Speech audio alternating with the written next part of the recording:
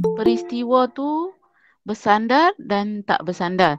Okey, kat sini dia dah bagi formula. Kalau kamu tengok dalam worksheet pun dah ada. Siapa yang tak ambil hard copy, yang cikgu hantar soft copy tu pun dah ada. Okey, dia bagi kat situ peristiwa kebarangkalian.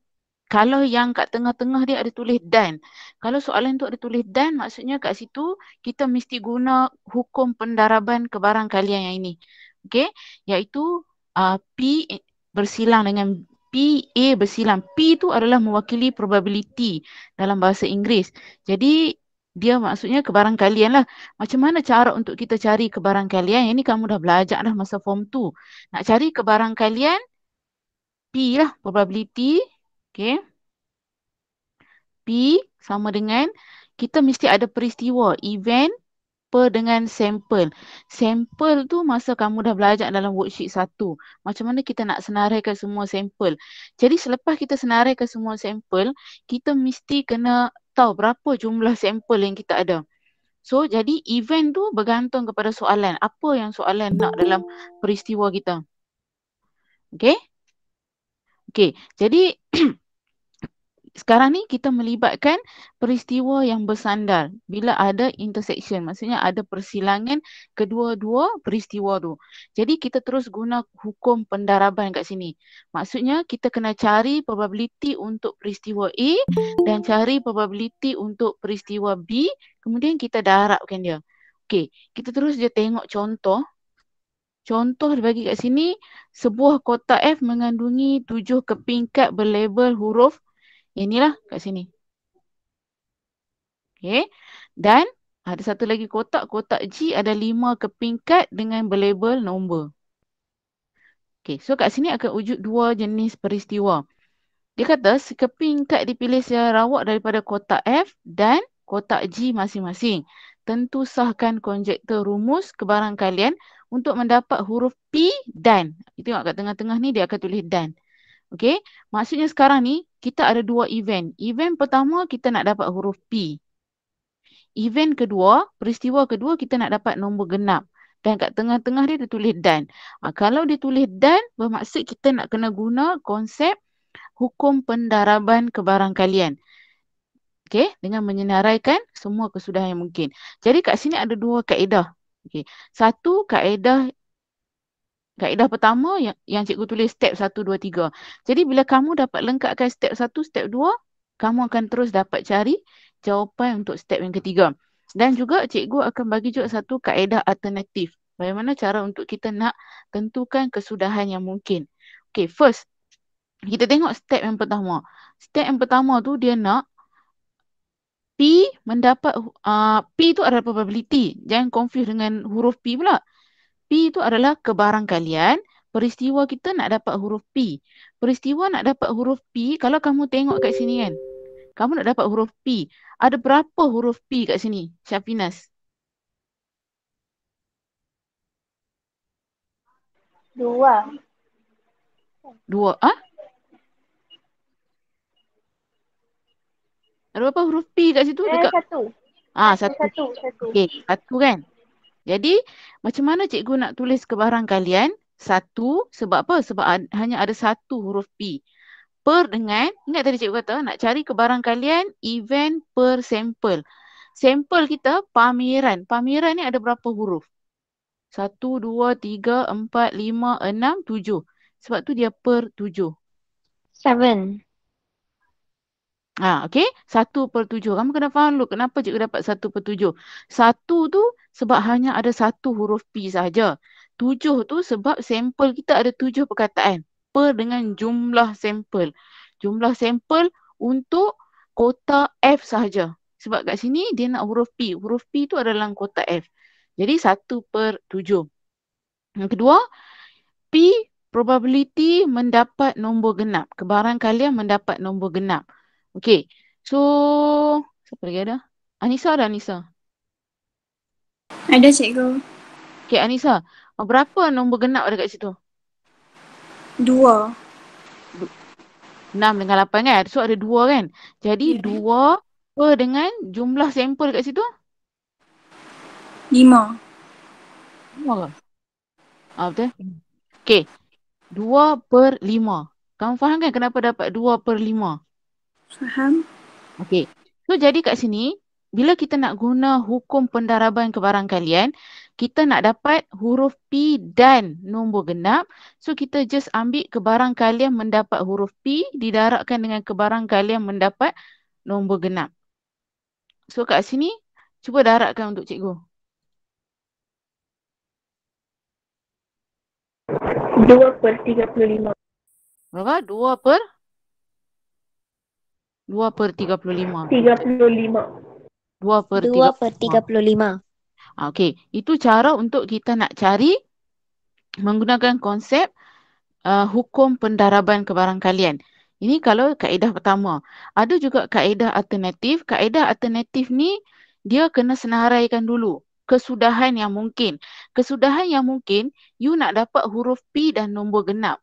Jadi kat sini kita akan listkan dulu yang pasangan dia pasangan dia huruf P dengan nombor genap. So kalau cikgu nak listkan huruf P dengan nombor genap, jadi P dengan 6 dan juga P dengan 8. Okey. Betul kan? Jadi kat sini sama. Dia sebenarnya konsep dia sama je. Lepas kita dah senaraikan, pasangan dia ada dua je. Dua pasangan. P6, P8. Kemudian cikgu nak cari jumlah sampel. Jumlah sampel kat sini senang je. Tak payah list semua. Sebab dia tak minta kita. Dalam soalan dia tak minta kita untuk list. Jadi bila dia tak minta kita untuk list, so kita tak payah list. So jadi macam mana cikgu saya nak tahu kata berapa jumlah sampel? Senang je. Jumlah sampel kamu tengok je. Kotak F ni ada berapa? Ada 7. Dengan kotak ni ada 5. Jadi kamu darab je 7 darab 5. Jadi kat situ kamu akan dapat jumlah sampel dia 35. Okey. Kemudian bila kita dah darab tu, and then kita terus je nak masukkan dalam formula mendapat huruf P dan nombor genap. So kita terus je tengok kat sini berapa pasangan dia 2. 2/35. So dia akan sama dengan kaedah yang tadi. So kamu boleh pilih antara dua ni. Either kamu nak buat kaedah step 1, 2, 3 ni ataupun kamu nak guna kaedah alternatif. Dua-dua boleh. Ataupun kamu nak cuba dua-dua kaedah pun boleh. Supaya kita tak tahu. Kadang-kadang soalan minta kita untuk guna kaedah alternatif. Kadang-kadang soalan minta kita untuk guna kaedah yang biasa ni. So kita boleh guna dua-dua lah. Mana-mana yang kita nak guna. Okey. Lagi? Cikgu, Ya. saya tak faham bahagian kesudahan mungkin tu. Kesudahan yang mungkin. Okey, baik. Kesudahan yang mungkin ni, kesudahan yang mungkin ialah cikgu nak cari, you kena list tau. Macam you list buat ruang sampel hari tu, kan you ada list buat ruang sampel kan. Maksudnya, cikgu tak mau list semua sampel. Cikgu just nak list yang cikgu dapat huruf P dan nombor genap saja. Jadi kat sini, cikgu akan pilih yang P, pasangan dia mesti nombor genap saja. Jadi yang nombor genap hanya ada 6 dengan 8. Jadi P akan pasangan dengan 6, P akan pasangan dengan 8. Kan nanti masa you senaraikan ruang sampel, you akan dapat semua tu.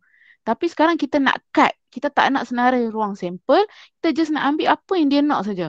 Dia just nak pasangan dia P dengan nombor genap.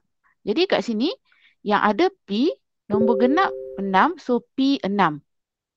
Kemudian P juga akan pasangan dengan 8. Sebab ada P dan nombor genap 8. So kat sini sebab tu cikgu dapat pasangan dia 2 sahaja. Cikgu tak mau senarai yang sampel banyak-banyak macam worksheet 1. Cikgu just nak terus direct kepada soalan nak apa je. Itu yang kita maksud dia, kita senaraikan kesudahan yang mungkin. Kesudahan yang mungkin adalah merujuk kepada apa yang soalan nak. Yang tu kesudahan yang mungkin. Tak payah senaraikan semua. Okey, boleh? Tak apa, kamu tengok lagi satu contoh, tengok macam mana. Okey, tengok contoh 4. Contoh 4 dia ada kotak A dan kotak B masing-masing mengandungi kad berlabel 3579 dan kad berlabel huruf X, Y, Z. Sekeping kad dipilih secara rawak masing-masing dari kotak A dan kotak B. Okey, kita guna kaedah biasa dulu. Dia nak hitung kebarangkalian mendapat faktor bagi 9 dan juga huruf Z. Bila ada perkataan dan saja, kamu terus kena ingat kamu nak darab dua kebarangkalian. Sebab nanti yang seterusnya pula, dia akan tulis perkataan atau pula. Bila dia tulis perkataan atau, yang tu kita nak guna lain pula. Jadi kamu ingat, kalau soalan keluar dan, maksudnya kita kena guna konsep darab. Hukum pendaraban kebarangkalian. Okey, faktor bagi 9. Jadi kita tengok kat sini, kita guna step 1. Step 1 kita nak cari probability mendapat faktor bagi 9. Apa probability mendapat faktor bagi 9? Faktor bagi 9 berapa? 3, 9. 3 dan? Faktor bagi 9, 3 dan 9 kan? Ya. Okey, jadi 3 dan 9. So ada berapa kat situ? 2. 2 per berapa? 4. 4. Kenapa 2 per 4? Kerana ada 2 faktor bagi 9, sampel dia ada 4. Okey, sampel kat sini ada 4. 1, 2, 3, 4. Okey, probability mendapat huruf Z. Huruf Z ada berapa? 1 per dengan sampel dia 3. 3. Okey, kemudian kita nak guna hukum pendaraban kebarangkalian. So kita just ambil 2 per 4 sebab faktor bagi 9. Sebab dan kita kena darab 1 per 3. So dapat berapa? 1 per 6. 1 per 6. Maksudnya mula-mula kita akan dapat 2 per 12 kan? Kemudian kita akan ringkaskan dapat 1 per 6. Okey. Yang 4 ni boleh dulu tak? Yang step 1, 2, 3 ni?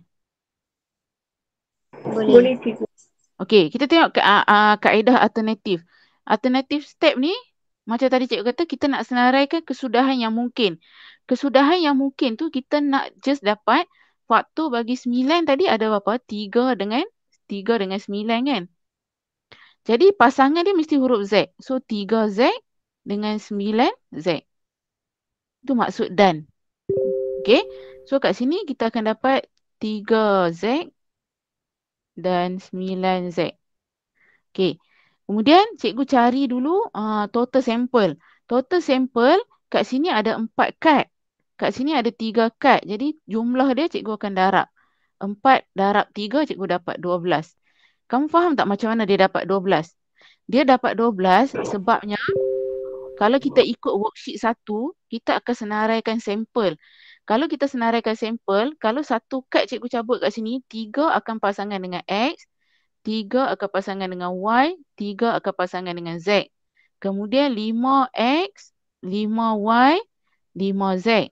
Kemudian 7X, 7Y dengan 7Z.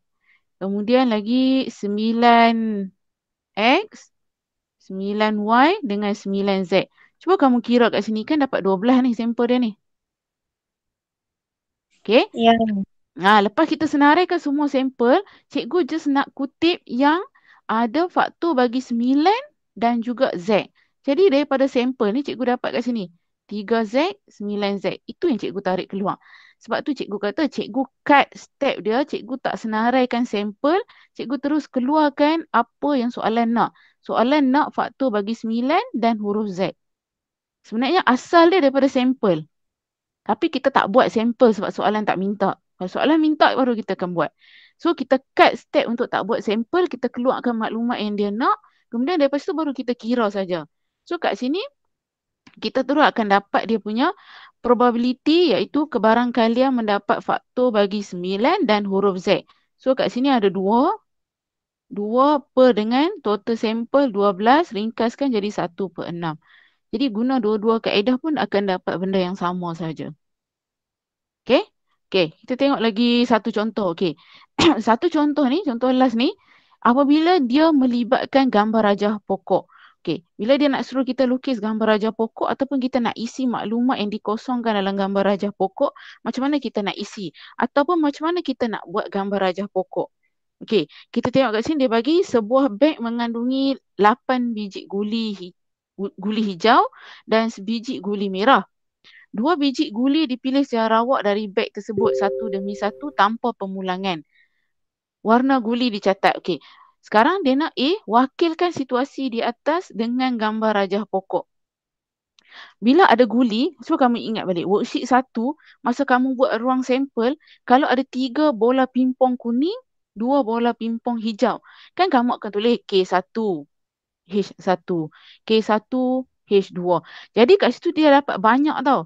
Jadi dekat sini, bila kita dah masuk yang seterusnya, kita cuba untuk tak buat ruang sampel dengan kita cari sahaja kebarangkalian dia berapa. Dan kita wakilkan dalam gambar rajah pokok. Okay, first, kita tengok.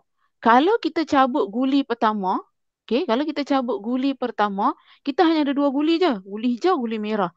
First, kalau kita nak cabut guli hijau ada berapa tadi dia kata? 8 kan? 8. 8 guli. Okey, cikgu catat kat sini dulu lah. Kuning, hijau. Hijau ada 8. Lepas tu merah ada 1. Okey. 1. Jumlah guli ada berapa? 9. 9. Jumlah guli ada 9. Jadi, first kalau cikgu nak cabut guli hijau. Kalau cikgu dapat guli hijau, berapa kebarangkalian dia? Guli hijau ada berapa? 8. 8 per dengan jumlah guli 9. 9. Itu first. Siapa tak faham yang ni dulu? 8 per 9. Kenapa cikgu letak 8? Sebab ada 8 guli hijau. Kenapa cikgu letak 9? Sebab jumlah guli dalam beg tu ada 9. Itulah maksud dia kebarangkalian. Kebarangkalian adalah dalam 8 guli tu, cikgu tak tahu mana-mana cikgu akan dapat. Jadi cikgu kena tulis 8 per dengan jumlah semua guli. Okey. Kemudian, katalah cikgu tak dapat guli hijau. Cikgu dapat guli merah. Guli merah ada berapa? 1 per 9. Per 9. Okey. Faham tak? Ini cerita yang kali pertama kita nak cabut. Sebab guli tu masih semua ada lagi. So, jadi kat sini guli hijau 8 per 9. Okey, kita tengok cabutan kedua. Tadi kamu kena bayangkan yang satu guli dah keluar dah. Jadi, cabutan kedua akan dapat macam mana? Guli hijau. Katalah cikgu cabut yang kali kedua, cikgu masih lagi dapat hijau. Tapi tadi hijau dah keluar satu dah. Hijau tinggal berapa? 7. 7. Okey, 7. Betul lah. Hijau tadi, dia 8. Kali pertama dia dah keluar satu. Dia dah dapat satu hijau. Bila nak cabut kali kedua, dalam bekas tu, guli hijau dah kurang satu dah. Jadi guli hijau sekarang dah tinggal 7. 7 per berapa? 8. Macam mana kamu tahu 8? Sebab tadi satu sudah keluar. Guli hijau dah keluar. Ya, sebab dalam semua beg tu ada 9 guli. Jadi satu guli dah keluar, maksudnya keseluruhan jumlah guli pun dah berkurang satu. Jadi kat sini per dengan 8. 7 per 8. Okey, sampai sini boleh faham kan? Kebarangkalian tak susah je. Kalau satu guli keluar, guli warna tu pun kurang, jumlah guli pun juga akan kurang. Okey, yang tu kalau kita dapat guli hijau. Katalah macam ni. First kali kita dapat guli hijau tadi kan, 8 per 9. Kita cabut kali kedua, kita dapat guli merah. Guli merah ada berapa tadi? 1. 1. Okey, 1. Per berapa? 9. 8. Satu per berapa? 8. Jadi Satu per? Ingat. Kamu kena ingat yang satu guli hijau dah keluar dah tadi. 8. Jadi baki tinggal 1 per 8. Okey. Faham kenapa dapat 1 per 8? Sebab guli hijau dah keluar 1. Jadi jumlah guli yang pada mulanya 9 sekarang dah jadi 8. Merah masih ada lagi 1. Sebab tu 1 per 8. Okey. Kita tengok situasi kat bawah pula. Sekarang merah. Cikgu cabut kali pertama merah dah keluar dah. 1 per 9 tadi kan. Jadi sebab itulah pasangan dia tak ada merah dah. Sebab merah dah tak ada. Jadi merah dah tak ada, tinggal hijau. Berapa kebarangkalian dapat hijau? Hijau masih ada berapa tadi? 7. 7. Ya.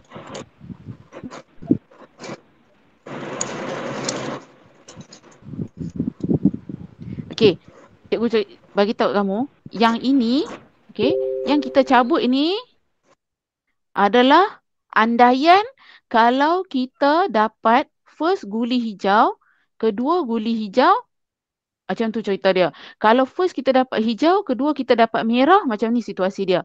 Sekarang lupakan yang tadi. Abaikan yang tadi. Andai katalah kita cabut, kali pertama kita dapat merah. Maksudnya 1/9. Lepas tu, kita nak cabut kali kedua, kita confirm akan dapat hijau. Jadi kat sini, hijau dia tadi tu masih ada 8 lagi. Dia tak ada kena mengena dengan cerita yang tadi dah. Cerita yang tadi andaian, kebarangkalian, kemungkinan. Kalau first kita dapat hijau, macam ni cerita dia.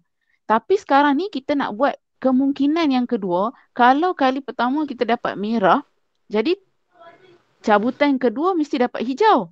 Jadi dapat hijau, hijau masih ada 8 lagi. Per dengan berapa jumlah guli? 8. 8. Bagus. 8. Per dengan 8. Sebab apa? Sebab guli merah dah keluar 1, tinggal 8. Ya. Jadi sebenarnya gambar raja pokok ni lebih jelas dan lebih mudah kita faham. Okey? So kamu kena ingat kadang-kadang soalan dia boleh letak petak-petak kosong macam ni untuk kamu isi. Berapa? Jadi kat sini kita nak isi kesudahan dia. Kesudahan adalah pasangan yang kita akan dapat. Macam tadi pasangan dia kat sini kita dapat apa? Hijau, hijau. So, kita akan tulis kat sini. Hijau, hijau. Okay. Yang kedua, kita dapat hijau, merah. So, kat sini kita tulis hijau, merah. Dan yang ketiga kat sini kita dapat merah, hijau. Okay. Ini adalah kesudahan. Okay. Sekarang kita tengok soalan B1. Bila dia cerita tentang hitung kebarangkalian, maksud kita kena kira lah. Hitung kebarangkalian mendapat guli berwarna merah. Okay. Macam mana kita nak dapat? Hitung kebarangkalian mendapat guli berwarna merah. Maksudnya, dia tak kisah pasangan dia siapa pun. Yang penting, ada warna merah kat situ.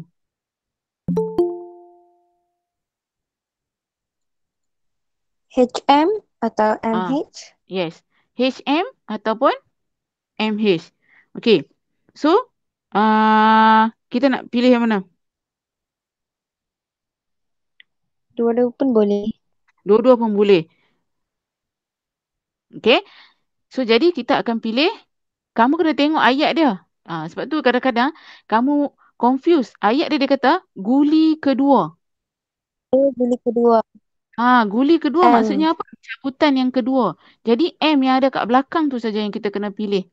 Jadi kat sini, apa yang kita nak buat?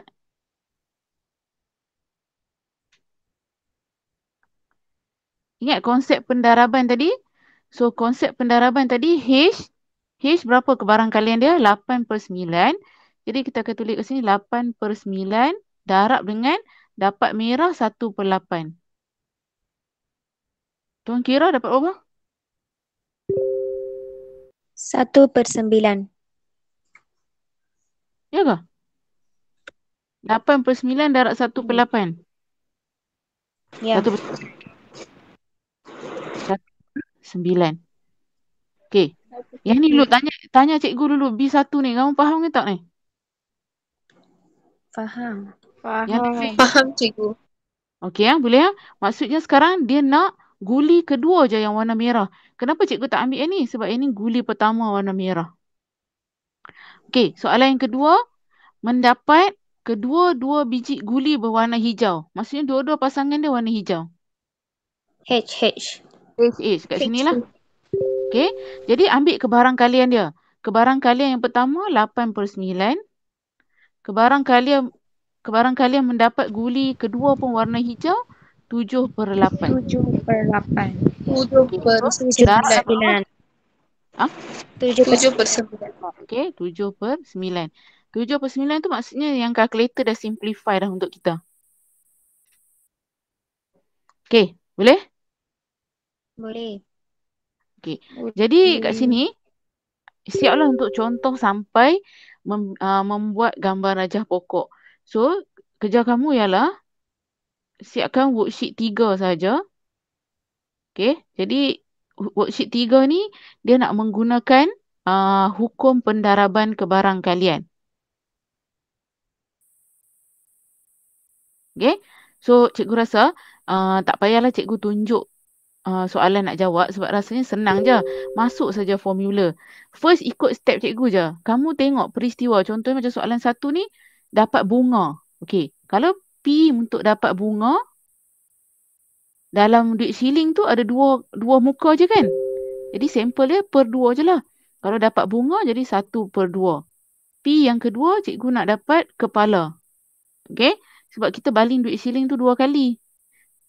Probability dapat kepala pun 1/2. Jadi bila kita nak cari probability bunga dan kepala, cikgu just ambil 1/2 darab 1/2. Okey, so kat sini cikgu dapat 1/4. Macam tu je. Ikut step tadi je. Step 1 cari apa dulu, step 2 cari apa, kemudian baru gabungkan dalam step 3 dengan darabkan 2 kebarangkalian tu. Tak ada masalah, senang je soalan ni. Okey, so kamu siapkan soalan ni. Nanti hari Jumaat kita dah boleh sambung kebarangkalian yang seterusnya. Peristiwa eksklusif dan tak saling eksklusif. Okey, itu je. So kita jumpa lagi. Nanti hantar jawapan dekat grup untuk worksheet 3. Okey. Okey, cikgu. Terima kasih, cikgu. Terima kasih cikgu. Terima kasih, cikgu.